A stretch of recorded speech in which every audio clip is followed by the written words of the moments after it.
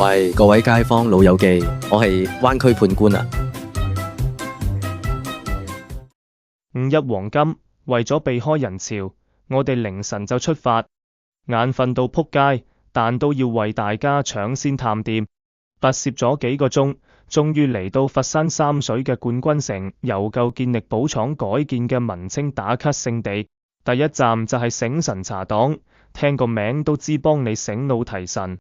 入到去，見到滿奶茶選擇，真係眼都花啊！我哋點咗傳統絲襪奶茶同港式檸檬茶，本嚟最想試嘅金磚奶茶竟然買晒，冇運氣要預約，等咗大約40分鐘，晚到好似可以煲埋一煲湯，不過就真係一分耕耘一分收穫。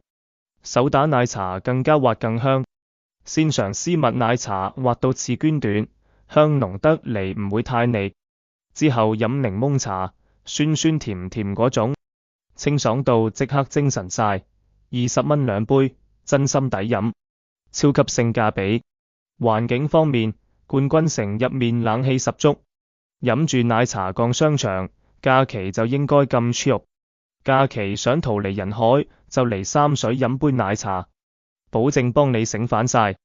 飲完奶茶，不妨順路喺冠軍城行下，吹下冷氣，輕鬆過5日。